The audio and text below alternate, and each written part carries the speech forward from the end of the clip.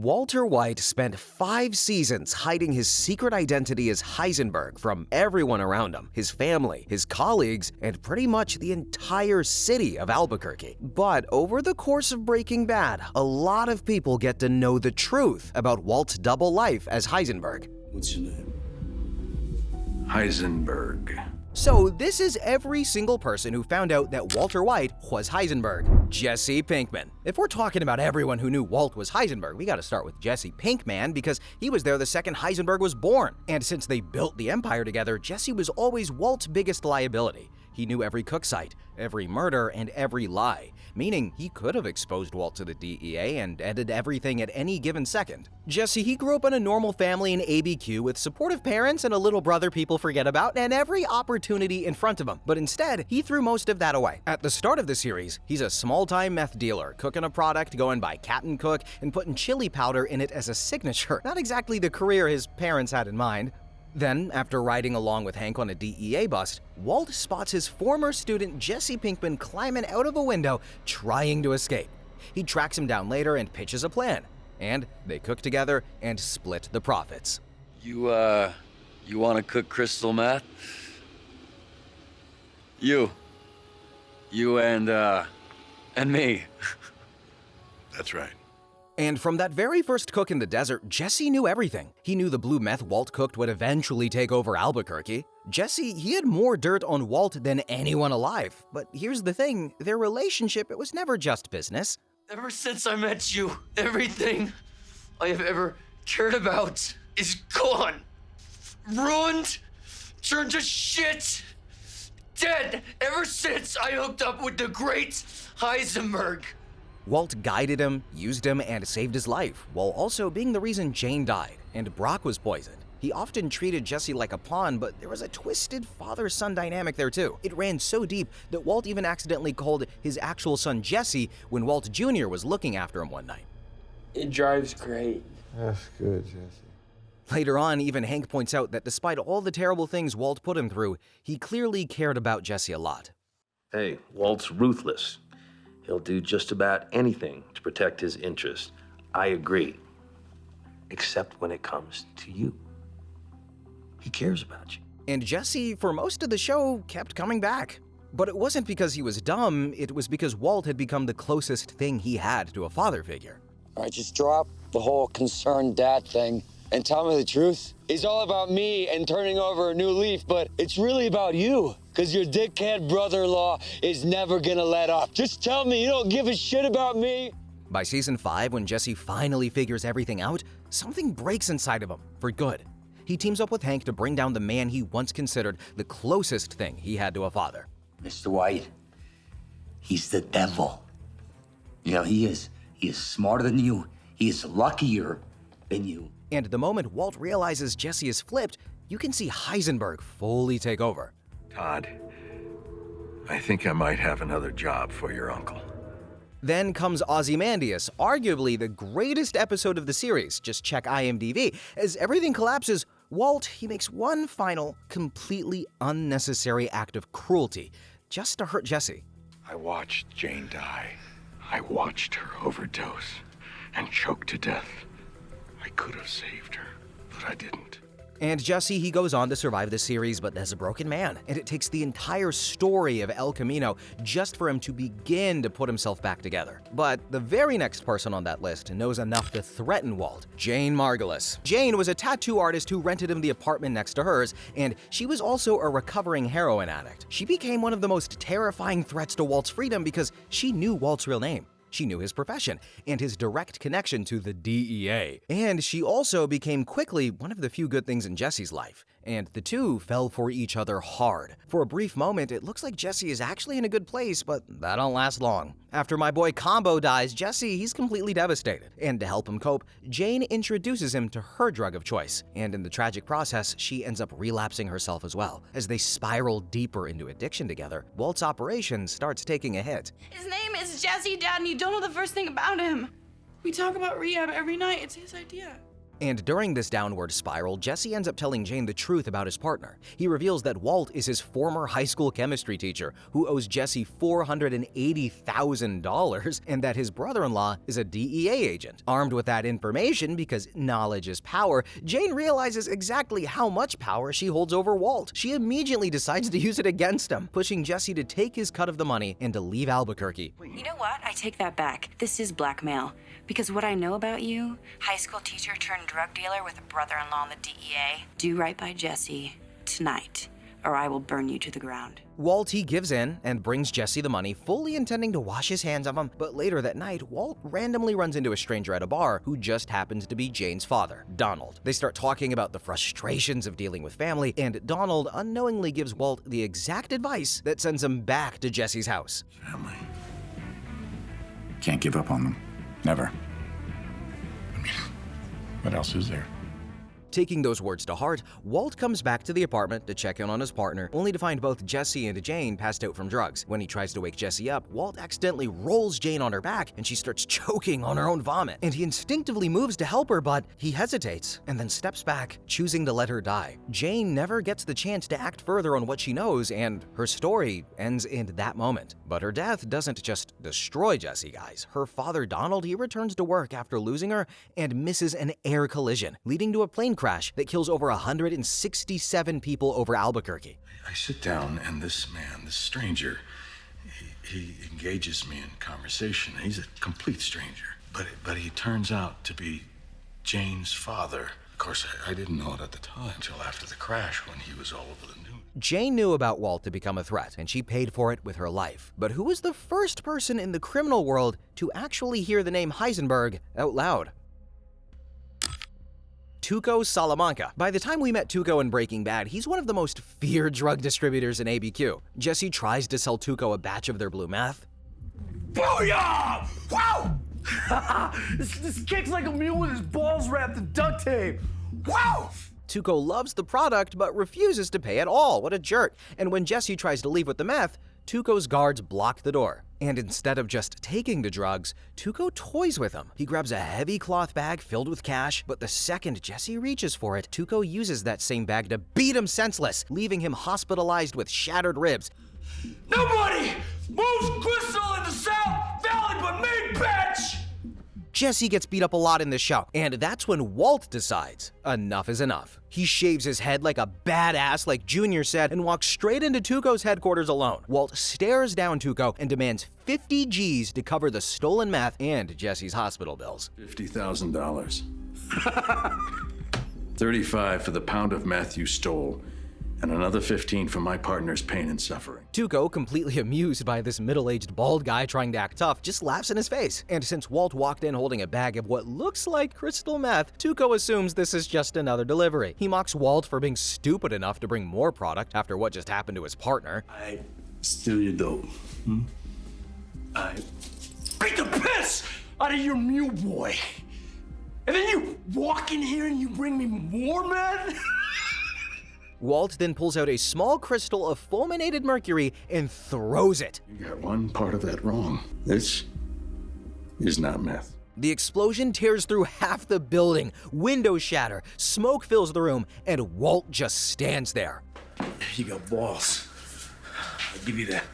Tuco decides to pay Walt, and just like that, a partnership starts. But not everyone in Tuco's crew was going to make it far enough to see where it leads. Nodos, he was one of Tuco's top guys, and he was right there in the room when Walt blew out half the building. During a junkyard meeting a little while later, Tuco snorts some of Walt's blue meth, as he does, and he agrees they're all about to make a lot of money together, how nice. But that's when Nodos makes a fatal mistake. Tuco, he takes this as disrespect. He takes a lot of things as disrespect, to be honest, and he beats him to death right there in front of everyone. Nodos knew Walt was Heisenberg from the moment he walked through the door, but he didn't live long enough. Shortly after, Tuco's other guy, Gonzo, accidentally dies while trying to move Nodos' body for a proper burial. Just like that, the universe conveniently took care of the only other two guys in Tuco's crew who could have identified Walt. And of course, Tuco being Tuco, the partnership was never gonna last, guys. Not long after that, the DEA raids Tuco's compound. Desperate to escape, Tuco kidnaps Walt and Jesse at gunpoint and drags them to a remote desert hideout where his uncle Hector is staying. I thought your name was Heisenberg.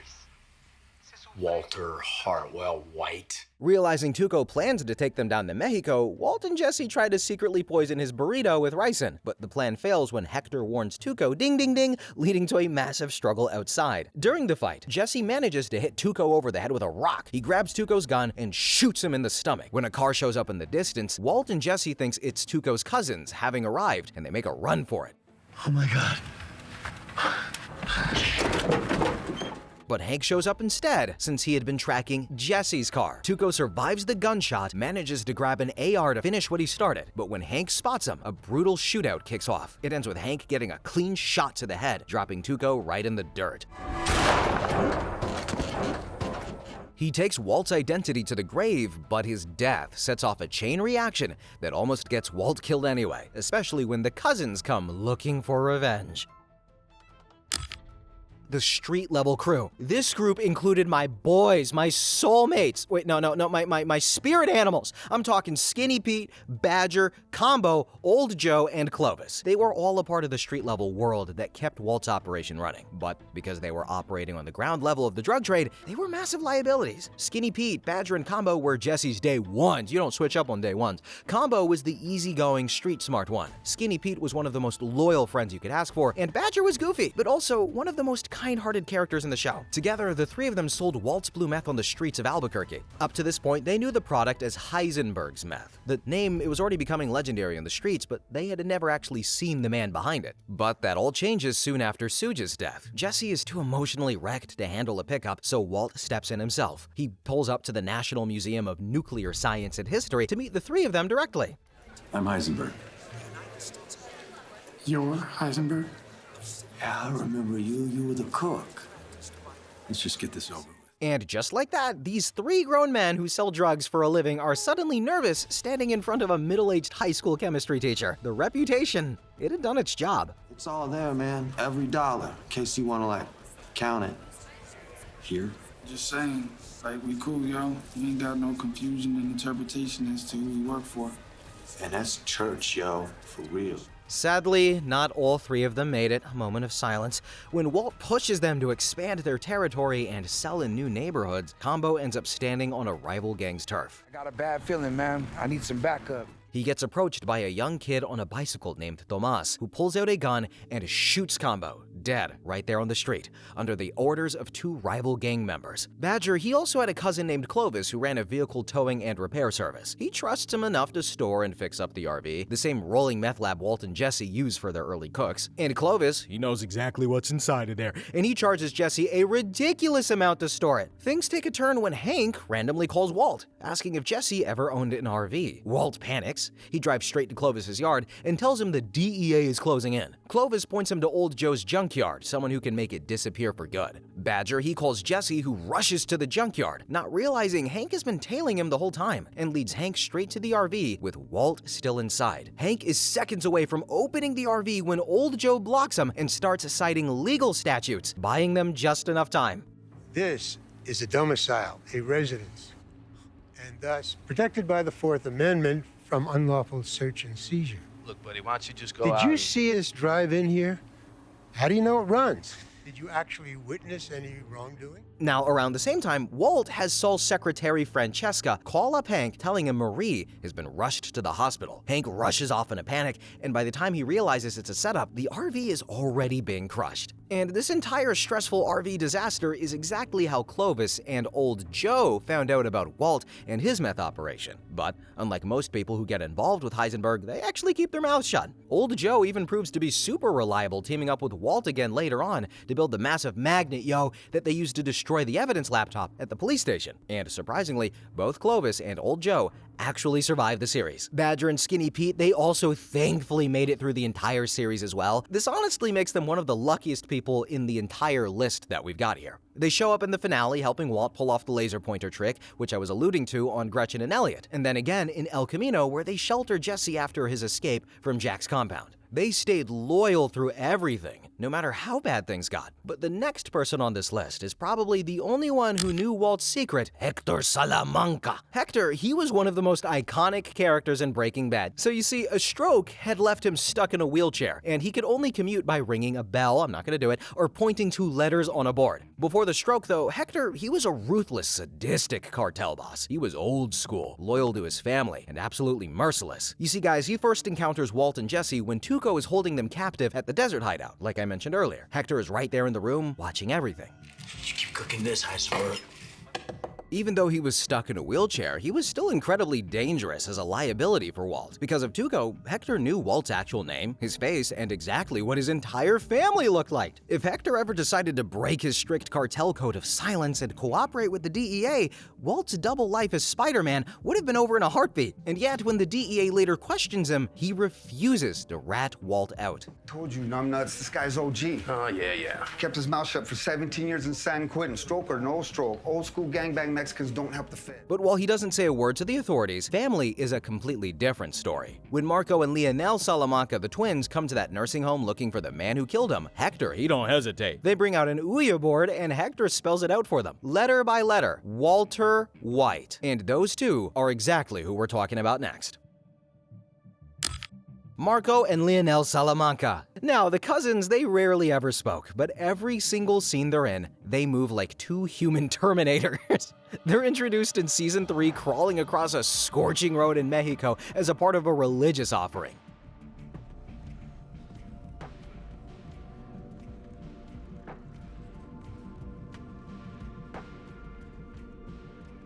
And right there at the shrine, one of them puts up a sketch. Black hat, sunglasses, and a goatee. Walter White in full Heisenberg mode. The twins, they go straight to Walt's house and are seconds away from killing him when a single message from Gus stops them. They must have been really hungry for chicken and said they'll come back later. And then eventually, Gus redirects their anger towards Hank. And it's a really clever plan. Two men are coming to kill you. Come again? They're approaching your car. You have 1 minute. I don't get the jag off. Who is this? They're coming. This leads to the parking lot ambush where Hank gets tipped off by an anonymous call. With exactly 1 minute to spare, Hank manages to kill Marco and leave Lionel critically injured. While recovering in the hospital, Lionel spots Walt standing amongst the police officers. He rips out his IV lines and tries to crawl to the door with no legs before being restrained. He later dies of cardiac arrest, but what nobody knew was that Mike had slipped him a fatal injection on Gus's orders. Now, the Terminator cousins, they brought pure cartel chaos right to Walt's front door. But they were stopped by a man who preferred his business to be a lot more organized and who'd already known every detail of Walt's double life before they even officially met. Gus Fring. Gus was the most cautious person to ever know Walt's secret, and arguably the most dangerous. Before Walt ever walked into Los Pollos Hermanos, Gus already knew everything. He had existing ties to the Salamanca family, and would have noticed the moment higher quality meth started moving through their network. From there, it would have taken Mike not too long to trace it back to Walt. We first meet Gus when Walt and Jesse arrive at Los Pollos Hermanos, expecting to meet the kingpin that they had heard about through Saul, but Jesse shows up late and visibly high. The contact they were expecting never reveals himself, but he's right there the entire time. Gentlemen, is everything to your satisfaction? Fine, thanks. Saul tells them that they probably blew their shot, but Walt had been paying close attention. He goes back the next day, alone, and speaks to Gus directly. Gus tells him he isn't interested. Jesse's behavior proved that they were sloppy, and he does not tolerate that. I don't think we're alike at all, Mr. White. You are not a cautious man at all. Your partner was late, and he was high. He's high often, isn't he? You have poor judgment. I can't work with someone with poor judgment.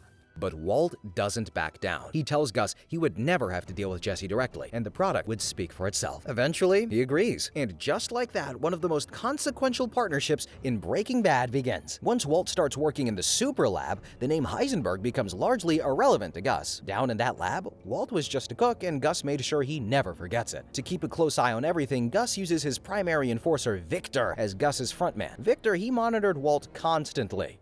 Just like Gus, Victor and later Tyrus, who steps up to take over the surveillance, knew exactly who Walt was, where the lab was located, and how the entire operation ran. If either of them had been arrested, they could have easily exposed Walt to the DEA for a plea deal. What do you guys think Tyrus does in his free time, by the way? I feel like he plays Wizard 101 and he hides it. But anyway, Walt was never someone Gus could fully control them. And everything takes a turn for the worse when Walt runs over two of Gus's dealers with his car to protect Jesse. After that, Gus reinstates Gale as Walt's assistant in the lab and quietly begins grooming him to take over completely. The moment Gale could replicate the formula to a satisfactory standard, Walt, he was going to be killed. Walt realizes what's happening and secretly asks Jesse to find out where Gale lives. Jesse then kills Gale on Walt's orders, making Walt irreplaceable to Gus. The moment Gale could replicate the formula to a satisfactory standard, Walt was going to be killed. Walt realizes what's happening, but before he can make a move, Mike and Victor take him down to the super lab, ready to execute him. With a gun literally pointed at his head, Walt manages to convince them to let him call Jesse, and tells Jesse to kill Gale before Mike's guys can get to him. Jesse pulls the trigger, making Walt the only cook left and completely irreplaceable to Gus. However, right after Jesse shoots Gale, Victor rushes to Gale's apartment. He gets spotted by witnesses at the scene, making him a major liability to Gus's operation. And when Gus walks into the lab, he picks up a box cutter and slices Victor's throat right in front of Walt, Jesse, and scaring the shit out of Mike in the process without a single word. It's a brutal reminder of what Gus is capable of, if Walt ever steps out of line again. After Victor's death, Tyrus stops playing Wizard 101 and he steps in, taking over surveillance of Walt and Jesse. He tracks their movements constantly and reports everything back to Gus. But for Walt, that only delayed the inevitable. Gus still wanted him dead, and he knew it. He fires Walt and orders him to stay away from Jesse, making it clear that Jesse will take over as the sole cook.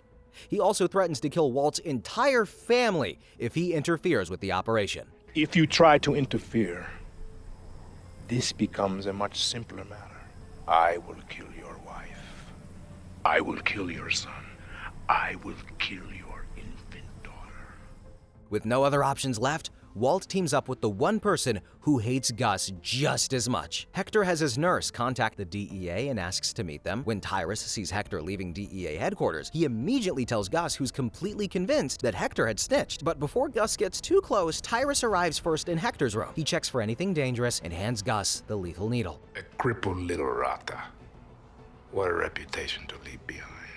Is that how you want to be remembered? Even after thoroughly checking everything, Tyrus never finds the bomb. Gus forces Hector to look at him. However, to his surprise, Hector does. But then he starts ringing his bell. The explosion tears through the room, instantly killing Tyrus, and Gus walks out into the hallway, straightens his tie, and then collapses. For someone with such sharp instincts, it's his obsession with revenge that blinds him in the end. But the next person in Gus's world who knew Walt was someone he genuinely admired. Gale Boetticher. So guys, Gale was a chemist that Gus Fring had hired to set up the underground superlab. Out of everyone who knew Heisenberg, Gale's obsessive admiration for him is the actual reason Walt's secret was finally exposed, leading directly to his eventual arrest. And since they worked side by side, Gale knows the true scale of Walt's operation, and his habit of keeping detailed notes becomes the ultimate liability later on. Originally, Gus plans for Gale to be the sole cook, but when he encounters Walt's blue meth, he realizes the quality gap is enormous. So he brings Walt in and assigns Gale as his assistant. You're my new lab assistant, I take it.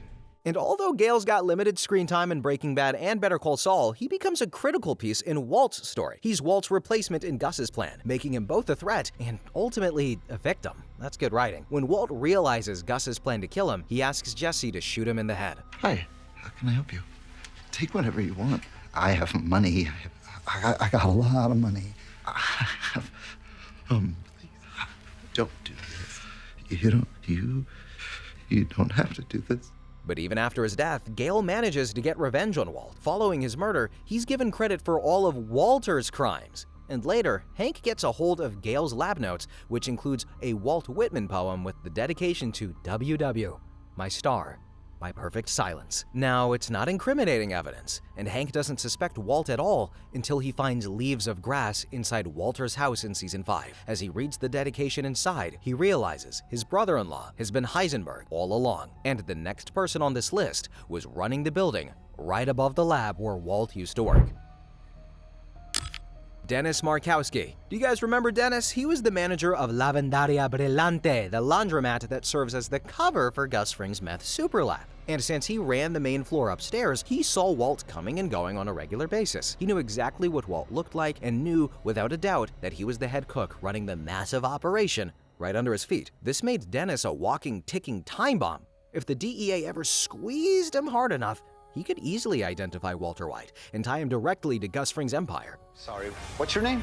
Dennis. Dennis. Hey, I'm Steve Gomez. I'm with the DEA, Drug Enforcement. After Gus dies and the super lab is discovered, Dennis is arrested with the other surviving employees. Mike visits him in prison, posing as his paralegal, and Dennis promises to keep his mouth shut and serve his 8-year sentence in exchange for his hazard pay.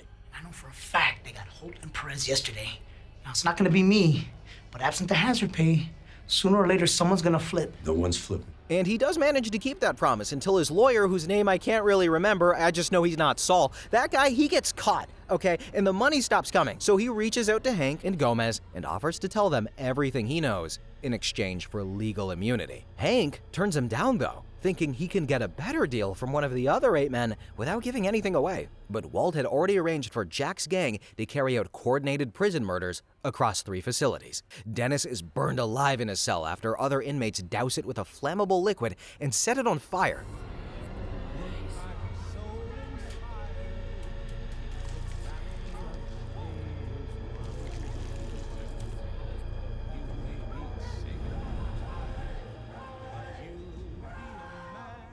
But let's talk about the man who had been keeping all of these 9 guys quiet. Mike Ehrmantraut. Everyone loves Mike. Mike, he was Gus's head of security, a former cop, a grandfather, and honestly the most sensible person in a world full of lunatics. The guy saw everything and was always 10 steps ahead. Mike, he first hears Walt's name when Saul brings him on as a client after the whole Badger situation. Saul has Mike run a background check on Walt where he finds out he's a high school chemistry teacher with cancer, and from that moment, Mike knows exactly who Walter White is. He properly enters Walt and Jesse's lives after Jane's overdose. Saul sends him to clean up Jesse's apartment, and Mike, he's got a sunglasses phase going on, and he preps him before the police start asking questions. Here's your story. You woke up, you found her, that's all you know. Say it. Say it, please. I woke up, I found her, that's all I know. Say it. I woke up, I found her, that's all I know. From that point on, Mike is fully involved. But his loyalty was always towards Gus, and we see it multiple times that he doesn't trust Walt one bit. Walter, you see us? Yeah, I see you. I'd like you to exit your vehicle and start walking toward us. And then what? I'm gonna need some kind of assurance. I assure you, I could kill you from way over here if it makes you feel any better. You see, when Gus's empire collapses, the DEA seizes all of the offshore accounts that Gus had set up to pay his 9 imprisoned men. And since Mike had made a promise to those guys, he suddenly needs to generate a massive amount of cash to keep them quiet, leaving him with no choice but to reluctantly go into business with Walter. To honor the deal Gus made, he starts funneling $15,000 to each of them every month. Eventually, the DEA catches Mike's lawyer, that guy, stuffing cash into safety deposit boxes for the 9 men. The lawyer eventually flips, the money is seized, and Mike's $2 million account for his granddaughter Kaylee, it's gone. He has no choice but to disappear. So he has Saul arrange a go bag, cash, a passport, and a gun. Walt offers to bring the bag to him, but asks for the names of the 9 men. Mike obviously refuses, but before walking away, he finally unloads everything he's been holding in. We had a good thing, you stupid son of a bitch. Made as much money as you ever needed. It was perfect. But no, you just had to blow it up. You and your pride and your ego. In a fit of rage over Mike's refusal, Walt grabs the gun from the bag and shoots Mike through his car window. Bleeding out, Mike manages to drive away, but only makes it to a quiet spot down by the river. Walt finds him and starts feeling guilty since he realizes he could have just gotten the names from Lydia. He dies looking at the water, and his body is later dissolved in acid. But the next 2 people on this list were brought in for Saul's dirty work, and they somehow made it out alive. Huell Babineau and Patrick Kuby. These 2 guys were Saul's A-team. Huell handles intimidation and other errands, while Kuby, a former Boston criminal, relocates to Albuquerque and joins Saul's operation. They both know Walt is Heisenberg because they're in the room for some of the most critical moments of his operation. Huell pickpockets Jesse's cigarettes to steal a ricin vial so that Walt can manipulate Jesse into going after Gus. And they also intimidate Ted Beneke into writing a check to the IRS to protect Skyler's finances. Oh, Ted. What this is about, Mr. Beneke. This is about you and me doing our best to keep Huell happy. Huell? Who's Huell? This is Huell. Huell, you happy? Reasonably. What would make you unhappy? This motherfucker not doing what he's told. And in season 5, the 2 of them pack Walt's entire cash fortune into 7 barrels and load them into a rental van, giving them a front row seat to just how much money Heisenberg has. I gotta do it, man. And look, guys, I'm gonna be honest. If there's that much money there, I'm gonna lay on it too, okay? You don't get that opportunity ever. Do it. Go for it, Huell. Now, when Hank and Gomez bring Huell in, they show him a staged photo of Jesse being dead and claim Walt is planning to kill anyone connected to his past. This leads to poor Huell spilling everything he knows about the barrels and the van. That information leads him straight to the desert where the money is buried. Despite knowing everything and directly helping the DEA, both of them actually managed to survive the series. Huell and Kuby were Saul's guys through and through, which brings us to the man who put all of them together in the first place. Saul Goodman. Saul, the real lawyer, was the criminal lawyer for Albuquerque. Smart, cunning, colorful, and someone who always had an answer for everything. Hi, I'm Saul Goodman. Did you know that you have rights? The Constitution says you do, and so do I. I believe that until proven guilty, every man, woman, and child in this country is innocent. And that's why I fight for you, Albuquerque. I don't know about you guys, but when I first watched Breaking Bad, he was my comfort character during these scary times. When Badger gets picked up by the DEA, Walt and Jesse need someone who can make the problem disappear quietly. This is when Jesse convinces Walt that Saul Goodman is their best operation, as he had seen him get Emilio out of prison a couple of times. So Walt shows up at Saul's office pretending to be Badger's uncle. Saul tells him that the DEA ain't interested in Badger, and they want him to give up this Heisenberg fella. Gentlemen, I sense you're discussing my client. Anything you care to share with me? Sure, your commercials, they suck ass. She better act in an epileptic whorehouse. Is that like the one your mom works at? Is she still offering the 2-for-1 discount? Saul initially insists that Badger should give up Heisenberg to the DEA, but Walt offers him $10,000 to advise Badger to stay quiet. Right there in the office, Walt starts coughing, something that had become impossible to hide since the cancer diagnosis. And after that, Saul flat out rejects the cash. He doesn't take bribes from people he doesn't know. Remember the Kettlemans? Now, Walt and Jesse, they decide to go to extreme measures. Later that night, they kidnap Saul, throw him in an RV, and take him out to the desert to intimidate him into cooperating. They wear ski masks to hide their identities, and in the middle of all of it, while holding him at gunpoint, Walt starts coughing again. Saul immediately recognizes him as Badger's uncle from earlier, and he tells them to take the masks off and put $1 in his pocket. The way I see it is, somebody's going to prison. It's just a matter of who. Now protected by attorney-client privilege, Saul realizes these two are behind the blue meth, and that Walt is the man known as Heisenberg. However, instead of running, he sees a business opportunity. You're onto something special, and I would like to be a small and silent part of it. From that point on, Saul became Walt's passport into the larger criminal world. Let's just say I know a guy who knows another guy. But just like everyone else on this list, Saul was a massive liability, if we have to be honest. He orchestrated all of their money laundering, set up the purchase of the A1A car wash, and even helped Jesse legally buy his aunt's house back. Once you wiggle us on down to 400, and you got yourselves a deal. Saul held the blueprints to Walt's entire empire. He knew every dirty secret and every hidden dollar. If he ever decided to cut a deal with the feds, Walt was completely MF doomed. When the empire finally collapses, Saul uses the exact same disappearer service he had recommended to Walt to start a new life. He manages to hide for a few years, but as we see at the very end of Better Call Saul, he eventually gets caught. He stands in a federal courtroom and confesses to the entire world exactly how essential he was to building Walter White's drug empire. Opportunity, a shot at big money. And for the next 16 months, my every waking moment was spent building Walter White's drug empire. But how did the person who was closest to Walt find out? Skyler White. Skyler was arguably the most dangerous liability Walt had.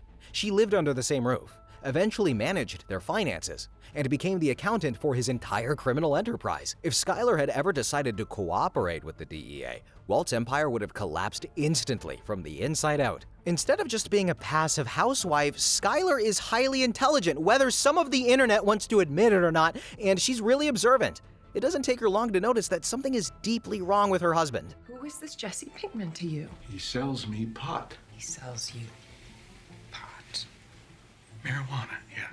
Walt goes out of his way to keep her in the dark, but Skyler ain't someone who just accepts what she's told and moves on. She's one of the smartest characters on the show, to be honest, so it's no surprise that she starts noticing something is off with Walter pretty early on, even if it takes her a while to understand the full picture. My name is Skyler White, yo.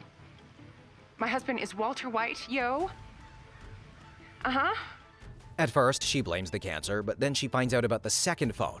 And suddenly, the most logical explanation isn't, my husband is sick, it's, my husband is cheating. Her breaking point comes when she contacts Gretchen, Walt's former colleague, and discovers the massive lie Walt has been telling.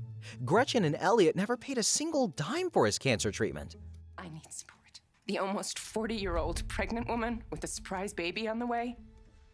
And the husband with lung cancer who disappears for hours on end, and I don't know where he goes, and he barely even speaks to me anymore.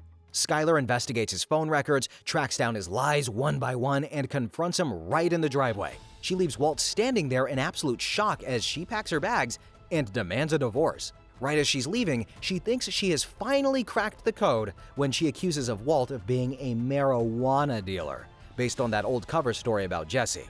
But this time, Walt doesn't deny it. Instead, he corrects her. Methamphetamine.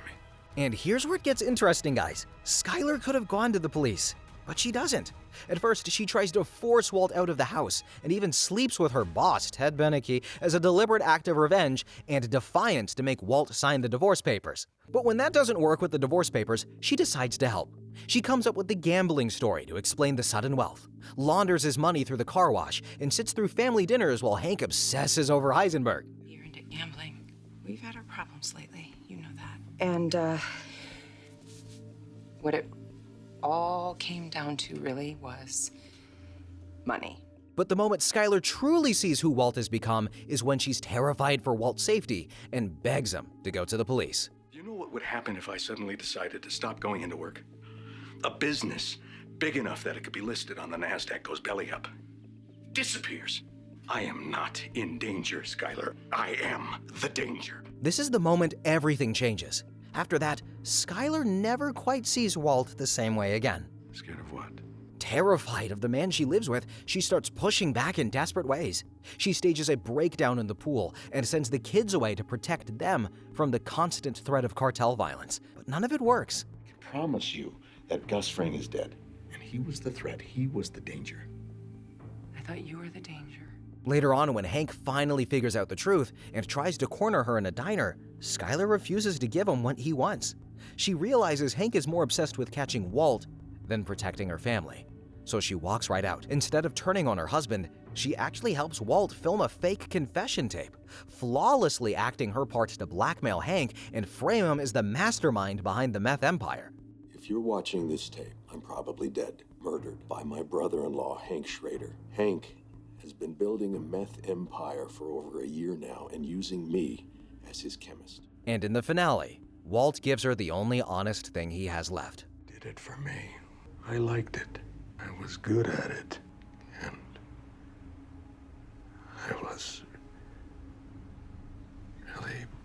I was alive. After 5 seasons of lies, manipulation, and half-truths, that's the moment Skyler finally gets the truth she suspected all along. Hank Schrader and Steve Gomez. Hank was Walt's brother-in-law, a DEA agent, and the one person who made Heisenberg's life hell. He's loud, he's confident, and really good at his job, guys. Now, unlike those dirty criminals on this list, Hank had full access to every piece of evidence the DEA gathered. And because he was family, he was constantly sitting in Walt's house, sharing meals and casual conversations with the exact man he was hunting. We got new players in town. Now, we don't know who they are, where they come from, but they possess an extremely high skill set. Me personally, I think in Albuquerque just might have a new kingpin. Over the course of the series, Hank gets super close more than once. He proves time and time again that he's a brilliant detective who can connect dots that everyone else misses. Whether he's tracking down the rolling meth lab, realizing the commercial laundry is a front, or figuring out that Gustavo Fring is a drug lord based on a single fingerprint, Hank always trusts his gut, even when his own department thinks he's crazy. This guy, I mean, what do we know about Gustavo Fring, huh? This whole friend of law enforcement thing? Could be a case of keep your friends close, but your enemies closer.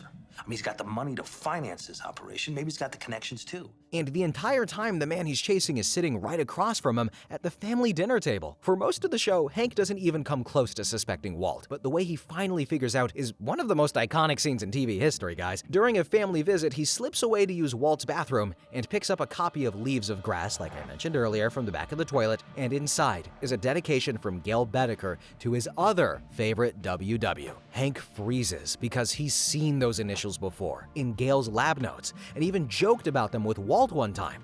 Right here at the top says, to WW, my star, my perfect silence. WW. I mean, who you figure that is, huh? Walter White. And now sitting there on the toilet, everything clicks. But the confrontation comes later in Hank's garage. Walt tries to gaslight him, telling him his cancer is back, that he'll probably be dead before any trial even gets started, and that if Hank pursues this, he would destroy his own family and walk away with nothing to show for it. But Hank doesn't even flinch. Heisenberg. You lying two-faced sack of shit, Hank. He knows he can't go to the DEA without exposing how long Walt had been operating right under his nose. So he turns to the one person he trusts completely, Stephen Gomez, his partner and closest friend in the department. The two had been working together for years, and their partnership was solid. Not exactly what a marathon's here, you know. Yeah, well, when did your couch-shaped ass ever run any marathons? Proud of you, brother. Yeah.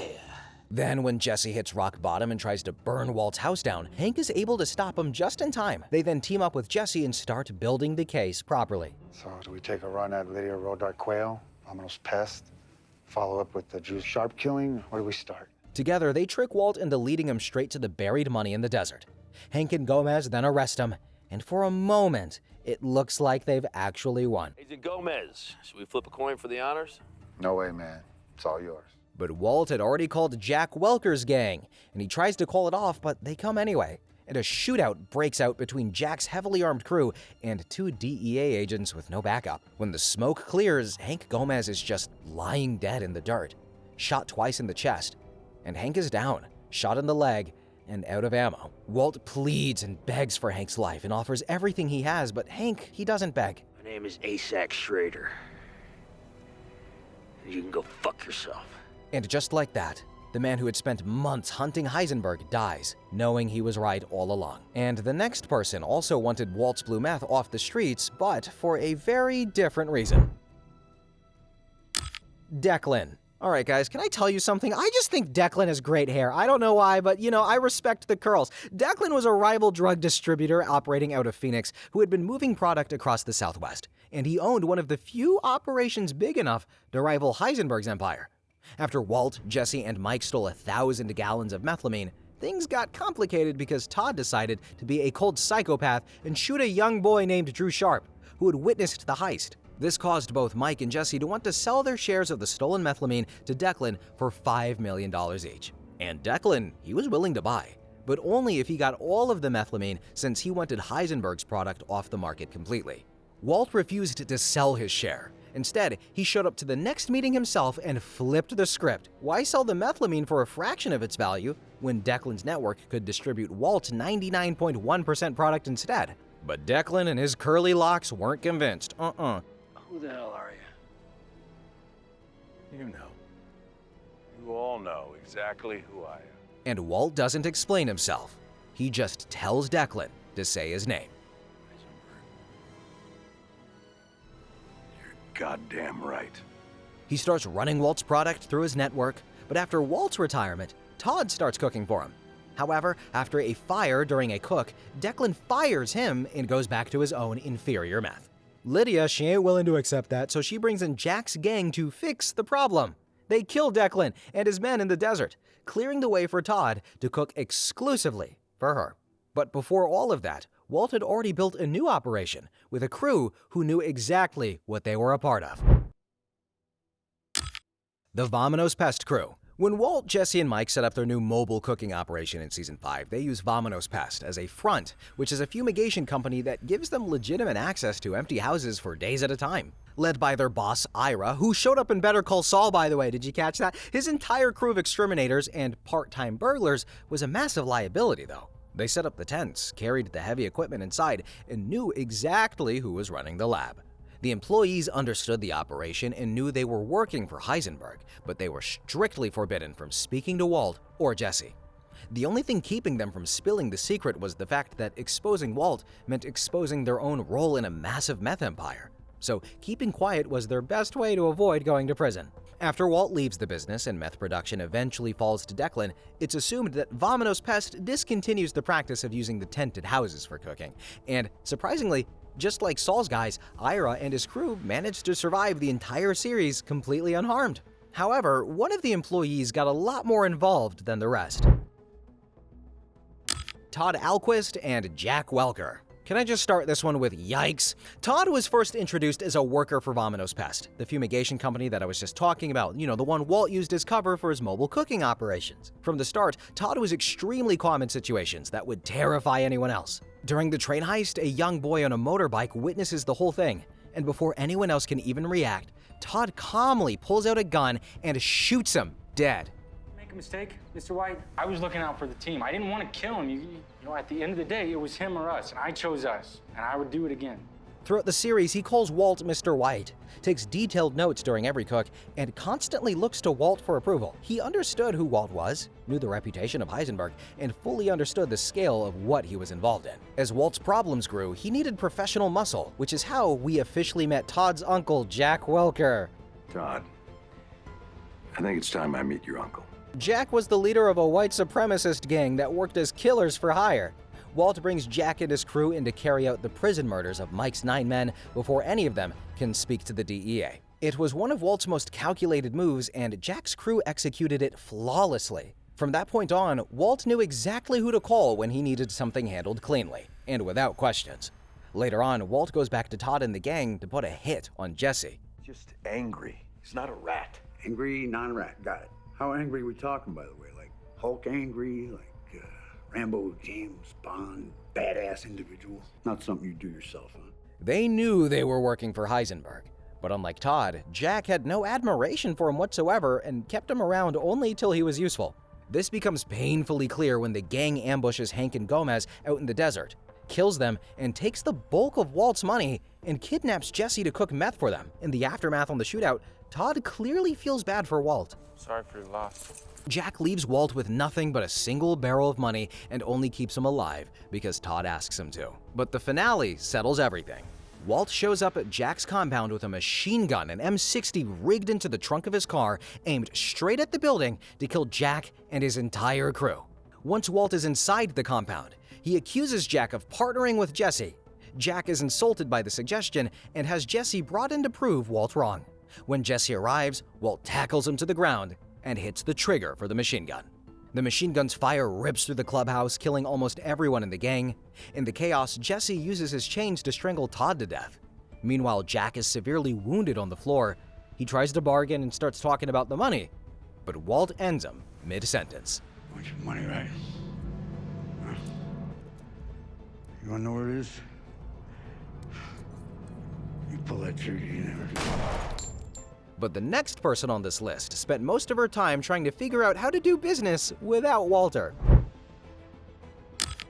Lydia Rodarte-Quayle. Lydia, she was the head of logistics at Magical Electromotive, a German conglomerate. She's the one who had been supplying methylamine to Gus Fring's entire operation for years, keeping the empire running from behind a desk while almost everyone else got their hands dirty. Lydia knew Walt was Heisenberg because she was deep enough in the operation to know everything. But unlike most people on this list who found out and found a way to live with it, Lydia was always looking for ways to save herself. After Gus dies, she approaches Mike about eliminating loose ends that could connect her to the empire, including Walter. Mike refuses and nearly kills her, but she survives by offering methylamine and keeps finding ways to make herself useful enough to stay alive. Want to talk methylamine? Then tell your partner to stop threatening me. And let's talk. Talk about what? You heard. You can't even get us a single barrel. Who said anything about barrels?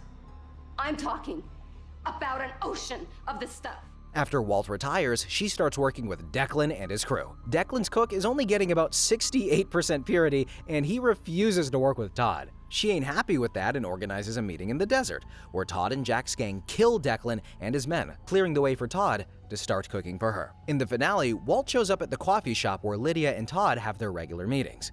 He pitches a new meth formula that requires 0 methylamine, but Lydia immediately brushes him off. Of course, we're not doing business with him. She even tells Todd to have him killed. What she doesn't notice is that Walt has swapped her stevia packet with an identical one filled with ricin. The next day, she's sick, and she thinks it's just the flu, but when she calls Todd to confirm if Walt is dead, Walt answers the phone. Walt, how are you feeling? Kind of under the weather? Like you've got the flu? That would be the ricin I gave you. I slipped it into that stevia crap that you're always putting in your tea. And Lydia dies off screen, which is honestly pretty fitting for someone who had always operated from the shadows. But while all of this was happening, a group of women had already seen the inside of the most secret lab in North America. The Laundry Women. At some point during the Super Lab operation, Walt brings in a small group of women to clean the lab just to prove a point to Gus's guys. This was a massive, completely unnecessary liability. These women saw the underground lab, the industrial equipment, and Walter White himself. And since they knew way too much, Tyrus later confronts them and puts them on a bus straight back to Honduras. If the immigration or the police ever picked them up, they could easily describe the entire hidden operation and blow Walt's secret wide open. Ed Galbraith. Ed is the guy you call when there's literally no other way out. For the right amount of money, Ed will give you a brand new identity and set you up somewhere far away where nobody will ever find you. Saul first brings up Ed's name back in Season 4, when Walt's situation with Gus is getting dangerous, and disappearing starts to look like the only real option. Walt, he turns it down though, saying he isn't ready to walk away from everything he's built and believes he can find another way through. Then Ed's name comes up again when Walt finds out Gus is planning to kill Hank and threatens his whole family. If you try to interfere, this becomes a much simpler matter. I will kill your wife. I will kill your son. I will kill your infant daughter. Walt then goes to Saul and demands the number for the man who can make his family disappear. Saul tells him it will cost extra as Walt is now a high-risk client, estimating around $1 million to relocate the entire family. He also makes it clear that Walt needs all of the money up front. The plan falls apart when Walt discovers most of the money is gone since Skyler gave it to Ted to help him pay off the IRS. It isn't until after Hank is killed that Walt finally runs out of options. He rushes home and starts packing for his family. But when Skyler questions him about Hank, a fight breaks out between the two. Walt Jr. ends up calling the police, forcing Walt to flee with his infant daughter Holly. While waiting by the side of the road for Ed's extraction van with his barrel of money, Walt makes one final calculated phone call to Skyler, knowing the police are listening in. He plays the role of the monster, taking full responsibility for Hank's death to protect his wife from being prosecuted as an accomplice. I told you, Skyler. I warned you for a solid year. You cross me, there will be consequences. What part of that didn't you understand? You mark my words, Skyler. Toe the line, or you will wind up just like Hank. After leaving Holly safely at a fire station, Walt gets into Ed's van for good. Ed takes him to a remote cabin in New Hampshire and completely cuts him off from the world. All I'm saying is, if you leave this place, you will get caught. And I gotta tell you, if I find out that you've left the reservation, I won't be coming back. That is for my own safety. You understand? Ed comes back once a month with supplies and for a while becomes the only person that Walt sees. And by the end of the series, he was the only person on Earth who knew exactly where the most wanted man in America was hiding. If the FBI ever busted his vacuum shop, Ed could have easily traded Walt's exact location for total immunity. Alright guys, let me know in the comments, do you think Walt was actually a genius or just incredibly lucky that the right people stayed quiet at exactly the right time? And before you leave, don't forget to check out our video right here. Boom, bam, both left and right side. I got you surrounded by videos on every side, so you gotta click now. But thanks for watching, commenting, and have a good one. Bye-bye!